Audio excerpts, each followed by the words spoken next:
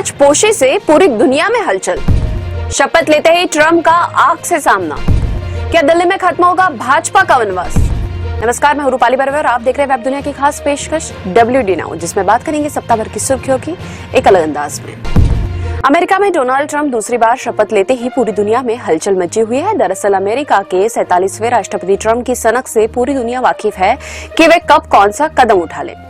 इसके संकेत उन्होंने शपथ लेते ही दे दिए। शपथ के तत्काल बाद कई आदेश जारी किए और पुरानी सरकार के 78 फैसले बदल दिए।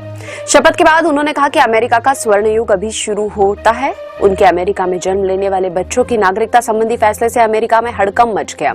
इसके बाद महिलाओं ने सर्जरी के माध्यम से समय से पहले बच्चों को जन्म देना शुरू कर दिया।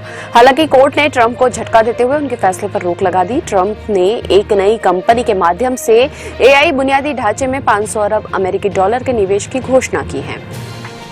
इससे अमेरिका में 1 लाख नौकरियां सृजित होंगी। वहीं उन्होंने चीन पर 1 फरवरी से 10% शुल्क लगाने का अपना फैसला भी वापस ले लिया है। भारत भी ट्रंप के फैसलों पर बारीकी से नजर रख रहा है। इस बीच अमेरिका ने 10 जनवरी को रूसी ऊर्जा क्षेत्र को निशाना बनाते हुए व्यापक प्रतिबंध लगाने की घोषणा की थी। इन प्रतिबंधों ने भारत में कच्चे तेल के प्रवाह को प्रभावित करना शुरू कर दिया है। ट्रंप की अमेरिका प्रथम व्यापार नीति पर भी भारत की नजर है। हालांकि ट्रंप के पहले कार्यकाल में भारत और अमेरिका ने आर्थिक संबंधों को बढ़ावा देने के लिए एक छोटे व्यापार समझौते पर चर्चा की थी, लेकिन उनके बाद जो बाइडेन के कार्यकाल में इसे टाल दिया गया था। ट्रंप के आने के बाद एक बार फिर व्यापार समझौते पर बातचीत बहाल होने की उम्मीद बढ़ी है। आर्थिक शोध संस्थान GTRI ने कहा है कि अगर अमेरिका घरेलू वस्तुओं पर उच्च शुल्क लगाता है तो भारत को भी समान उपायों के साथ जवाब देना चाहिए। व्यापार विशेषज्ञों का मत भी इसी तरह का है। वित्त वर्ष 2023-24 में अमेरिका 119.71 अरब डॉलर के द्विपक्षीय कारोबार के साथ भारत का सबसे बड़ा व्यापारिक साझेदार था। इसमें 77.51 अरब डॉलर का निर्यात, 42.19 अरब डॉलर का आयात और 35.31 अरब डॉलर का व्यापार अधिशेष शामिल था। भारत के विदेश मंत्री S जयशंकर ने कहा कि ट्रंप के दूसरे कार्यकाल का प्रशासन आत्मविश्वास से भरा और आशावादी प्रशासन है। वहीं पूर्व विदेश राज्य मंत्री शशि थरूर का कहना है कि ट्रंप के शुरुआती बयानों से पता चलता है कि उनके पद पर रहने के दौरान कभी भी कोई नीरस क्षण नहीं आएगा।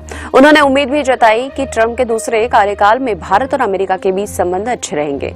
ट्रंप एक तरफ रूस के राष्ट्रपति व्लादिमीर पुतिन को स्मार्ट बताते हैं, वहीं चेतावनी भी देते हैं। वे कहते हैं कि रूस यूक्रेन के खिलाफ युद्ध को खत्म करे या फिर अत्यधिक शुल्क और आगामी प्रतिबंधों का सामना करने के लिए तैयार रहे। हालांकि उन्होंने यह भी कहा कि उनके व पुतिन के बीच हमेशा अच्छे संबंध रहे, लेकिन अब इसे बेतुके युद्ध को खत्म करने का समय आ गया है। उन्होंने कहा कि इस युद्ध को खत्म करते हैं जो मेरे राष्ट्रपति रहते कभी शुरू ही नहीं होता। हमें यह कभी नहीं भूलना चाहिए कि रूस ने हमें द्वितीय विश्व युद्ध जीतने में मदद की। इस प्रक्रिया में लगभग 6 करोड़ लोगों की जान चली गई। कहा तो यह भी जा रहा है कि अमेरिका में ट्रंप के पदासीन होने के साथ ही जो बाइडेन के समय में अमेरिका के सहयोगी रहे जापान और भारत जैसे देशों के साथ चीन के संबंध बेहतर होने शुरू हो गए हैं। बाइडेन ने क्वाड नामक समूह को फिर से मजबूत किया था, जिसमें अमेरिका, भारत, जापान और ऑस्ट्रेलिया है। अमेरिका के इन तीनों साझेदारों के साथ चीन के संबंध बेहतर हो रहे हैं। हालांकि H-1B वीजा पर ट्रंप ने कहा कि उन्हें विदेशी अप्रवासी कामगारों के वीजा पर इसका समर्थन करने वाले और इसका विरोध करने वाले दोनों पक्षों की दलीलें अच्छी लगी, लेकिन हमें देश में आने वाले बेहद कुशल लोग पसंद है।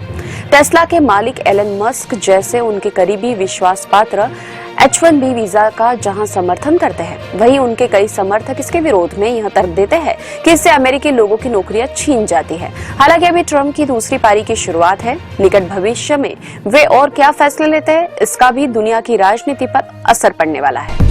अमेरिका में राष्ट्रपति चुनाव जीतकर दुनिया में हलचल मचाने वाले ट्रंप का शपथ लेते ही लॉस एंजलिस की आग से सामना करना पड़ा है। अमेरिका में लॉस एंजलिस के उत्तरी पर्वतीय क्षेत्र में लगी भीषण और तेजी से फैलती आग के कारण वहां रहने वाले 50,000 अधिक लोगों को जगह खाली करने की चेतावनी जारी की गई।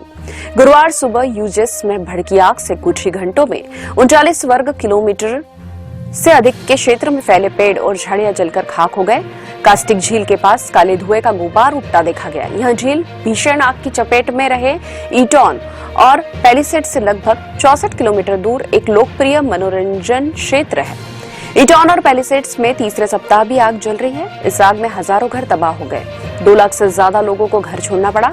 लॉस एंजलिस में लगी आग में 28 लोगों की मौत हो गई है। दूसरी ओर अमेरिका के राष्ट्रपति डोनाल्ड ट्रंप ने जंगल में लगी भीषण आग से प्रभावित कैलिफोर्निया की यात्रा से पहले राज्य की जल नीति की आलोचना की। इतना ही नहीं, उन्होंने चेतावनी दी कि अगर कैलिफोर्निया के नेता पानी के मुद्दे पर राज्य का दृष्टिकोण नहीं बदलते तो वे संघीय आपदा सहायता रोक देंगे। दिल्ली विधानसभा चुनाव रोमांचक मोड़ पर पहुंच गया है। तीनों ही प्रमुख दल यानी कि आम आदमी पार्टी, भाजपा और कांग्रेस ने चुनाव में पूरी ताकत झोंक दी है। आरोप प्रत्यारोप का दौर भी जारी है।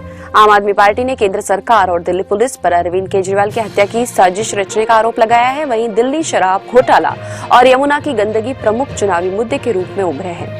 एक के बाद एक मुफ्त की घोषणाएं की जा रही है। 2020 में 62 सीटें जीतने वाली आप पर सत्ता में वापसी का दबाव है। वहीं केंद्र में सत्तारूढ़ भाजपा करीब 26 साल बाद दिल्ली में फिर से सत्ता हासिल करने के लिए अपना पूरा दम लगा रही है। भाजपा ने पिछले चुनाव में 8 सीटें जीती थी। ऐसे में उसे बहुमत के आंकड़े तक पहुंचना आसान नहीं होगा। हालांकि मुख्य मुकाबला आप और भाजपा के बीच ही नजर आ रहा है। कांग्रेस पिछले 2 चुनाव में 0 से आगे नहीं बढ़ पाई है। हालांकि इस चुनाव में वह दोनों ही दलों का खेल बिगाड़ने का काम जरूर कर सकती है। आपके राष्ट्रीय संयोजक अरविंद केजरीवाल ने अगले 5 वर्षों के भीतर दिल्ली में बेरोजगारी को खत्म करने का संकल्प जताया है। उन्होंने कहा कि हम जानते हैं कि रोजगार कैसे पैदा किया जाता है और हमारे इरादे नेक हैं। पंजाब में भी आप सरकार ने 2 साल से भी कम समय में 48,000 सरकारी नौकरियां प्रदान की हैं। प्रधानमंत्री नरेंद्र मोदी भी भाजपा उम्मीदवारों के पक्ष में रैलियां कर चुके हैं। यूपी के मुख्यमंत्री योगी आदित्यनाथ ने एक चुनावी रैली में आरोप लगाया कि आपने दिल्ली को कूड़े के ढेर में बदल दिया है। उन्होंने कहा कि आप संयोजक अरविंद केजरीवाल ने यमुना को गंदे नाले में बदलने का पाप किया है। प्रयागराज महाकुंभ में अपनी कैबिनेट के साथ संगम में डुबकी लगाने वाले योगी ने सवाल किया कि क्या केजरीवाल अपनी सरकार के मंत्रियों के साथ यमुना में डुबकी लगा सकते हैं। उन्होंने दिल्ली में महंगी बिजली का भी जिक्र किया। जवाब में केजरीवाल ने कहा कि दिल्ली में 24 घंटे बिजली उपलब्ध है। उन्होंने कहा कि केजरीवाल ही एकमात्र ऐसा जादूगर है जो दिल्ली वासियों को मुफ्त बिजली उपलब्ध करवा सकता है। केजरीवाल के लिए इस बार इंडिया गठबंधन की सहयोगी कांग्रेस भी मुश्किलें खड़ी कर रही है। कांग्रेस ने जहां केजरीवाल के खिलाफ पूर्व मुख्यमंत्री शीला दीक्षित के बेटे संदीप दीक्षित को टिकट दिया है, जबकि मुख्यमंत्री आतिशी के खिलाफ कालकाजी से अलका लांबा को उतारा है। अलका आपके टिकट पर ही विधायक रह चुके हैं। दूसरी ओर विशेषज्ञों का कहना है कि आपको अतीत में दलित मतदाताओं का समर्थन प्राप्त हुआ है, लेकिन इस बार कुछ हद तक दलितों में निराशा है। वहीं भाजपा ने दलितों के लिए कई वादे किए हैं और वह दलित बहुल निर्वाचन क्षेत्रों में व्यापक संपर्क कार्यक्रम आयोजित कर रही है। हालांकि केंद्रीय गृह मंत्री अमित शाह द्वारा राज्यसभा में डॉक्टर भीमराव अंबेडकर पर की गई टिप्पणी ने आप और कांग्रेस समेत विपक्षी दलों को भाजपा पर हमलावर होने का मौका दे दिया। 2020 के दिल्ली चुनाव में आपने एससी के लिए आरक्षित सभी 12 सीटें जीती थी। इस बीच मुख्य निर्वाचन आयुक्त राजीव कुमार ने इस तरह के चुनाव प्रचार अभियान चलाने पर जोर दिया जो न तो विघटनकारी हो और न ही विभाजनकारी। उन्होंने कहा कि इससे युवाओं का मोह भंग होता है और वे चुनाव प्रक्रिया से दूर हो जाते हैं। अब खबरें संक्षेप में। फिल्म अभिनेत्री ममता कुलकर्णी बनी किन्नर अखाड़े की महामंडलेश्वर, मिला नया नाम श्रिया माई ममता नंदगिरी। जलगांव ट्रेन हादसे में 13 लोगों की मौत। ट्रेन में आग की अफवाह से हुआ हादसा। ट्रेन से कूदे लोगों को दूसरी ट्रेन ने कुचला। मध्य प्रदेश में उज्जैन, महेश्वर और मेहर समेत 17 स्थानों पर शराबबंदी को मंजूरी।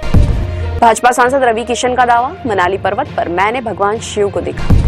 इंदौर में दिग्विजय सिंह का सनसनीखेज आरोप, मोदी अब खूब खा रहे और खिला रहे हैं, सबसे भ्रष्ट अधिकारी को चुनते हैं। ये थी वेब दुनिया की खास पेशकश WD नाउ। अगले सप्ताह की सुर्खियों के साथ फिर हाजिर होंगे। नमस्कार।